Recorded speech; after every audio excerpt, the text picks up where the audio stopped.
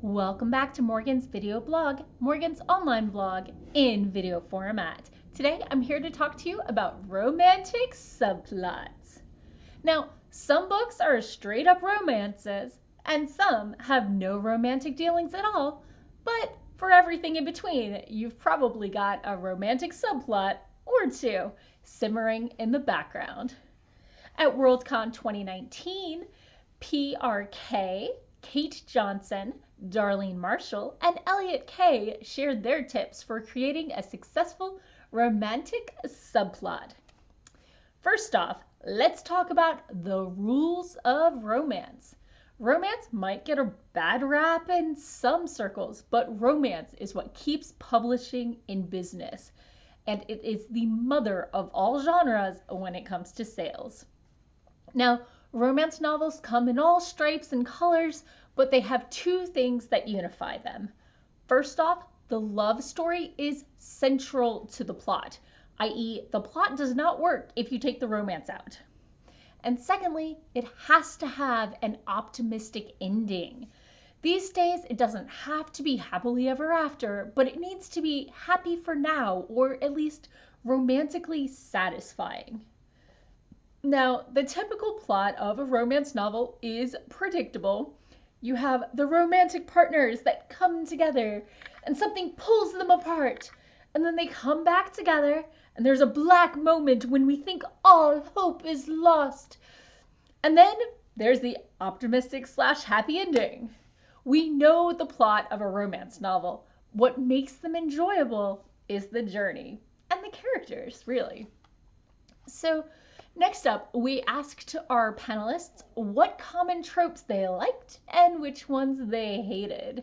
Now, there are certain tropes that some people like to see over and over, and just because some person likes one trope doesn't mean everybody does. And other tropes are ones that have been done to death or are only enjoyable when there's like a fresh twist. So our panelists shared a few of their favorites. One was enemies to lovers or friends to lovers. One example they gave was Lois Bujold's Shards of Honor. Another trope is the alpha male, although that can be overdone, so you got to be careful with that one. Third trope is flipping gendered expectations, which can totally be super fun. This includes romances that aren't heterosexual or cisgendered or more than two partners. Examples of this given were Starless by Jacqueline Carey and K.J. Charles's work. Another trope favorite was when both main characters are out to get the same thing and they just keep running into each other all the time. It's so weird. And a more classic trope is when the love interest redeems themselves after having their flaws reflected back at them, i.e. Pride and Prejudice or Jane Eyre. These aren't women-loving, tragic men. These are men realizing they messed up, fixing it, doing everything they can while she moves on with her life, and then circumstances bring them back together. The men do work to earn back their partner. They don't just have the woman trying to redeem them, which we're about to get to. Let's go to our panelists' least favorite tropes. First off, no communication. The romance just happens. This leads to readers forming unhealthy expectations with their own relationships, and also if the plot hinges on a little misunderstanding that could be fixed with like 3 minutes of dialogue that would be normal in this situation because they see each other or whatever, it's a bad plot. Secondly, another trope that is disliked is they're only mean because they like you. That is very kindergarten, and it encourages very bad behavior in adults and just isn't something that a lot of us want to see promoted. Another trope is redeeming everyone, from Nazis to Hitler, you know? We don't want to redeem everyone. Let some people be bad. Which leads into she's there to redeem him because, you know, he's messed up and he has all this darkness and she's going to fix everything for him.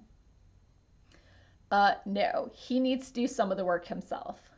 And she is a fully realized person and not just a tool to make him better, which leads into the next trope that's overdone and I've talked about before, killing her to provide motivation for him as the main character to grow and instigate, you know, the next section of the plot. It's overdone. Learn to do better. So, moving on. Next, we asked the panelists, how do we write good chemistry? And they did not really give us that many tips. They said, if it's fun for you as a writer and it works emotionally for you, it should be fine.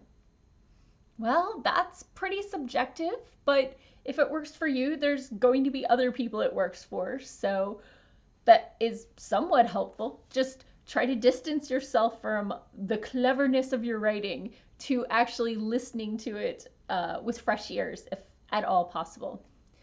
Now, chemistry can be sexual or romantic. It doesn't have to be both, but it can, clearly. In real life, asexual or ace people sometimes are interested in romance, even when they're not interested in the X-rated stuff. So characters can be written to reflect reality. Also, communication and consent are key. When both characters are eager to take that next step, the relationship should blossom. Some suggested reading for showing good chemistry were Claire Odell's Janet Watson Chronicles, J.D. Robb's In Death series, Neil Gaiman and Terry Pratchett's Good Omens. It's a great book and now a TV miniseries, and Shannon Maguire's Every Heart a Doorway. So that we've talked about what makes a romance novel, and we've talked about tropes, and we've talked about writing good chemistry. Now let's face the facts. The romantic subplot doesn't have to work out. If you're not in a romance novel, or if it's not the main characters in a romance novel, you can have secondary romances and not all of them have to work out.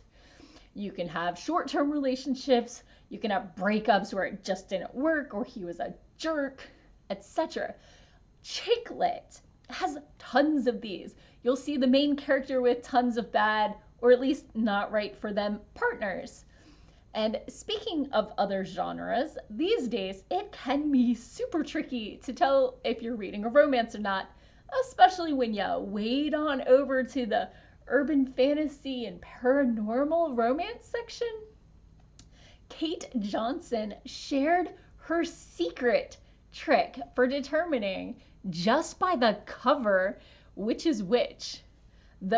According to her, the paranormal romance has a topless guy on the cover, while the urban fantasy has a tattooed chick on the cover. When she told us that, I closed my eyes and pictured my bookshelf and burst out laughing because, according to my bookshelf, she is 100% correct.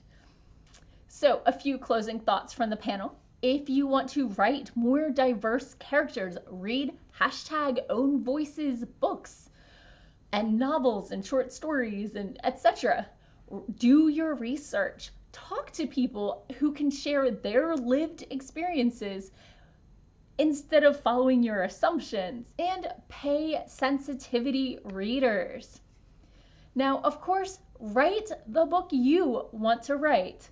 Your tropes will dictate the marketing. Have you ever written romance? Have you ever written a romantic subplot? Let me know in the comments below what sort of tricks and tips you do to make that slow burn happen. Thanks for tuning in, and I'll see you next week with more writing tips and writerly musings.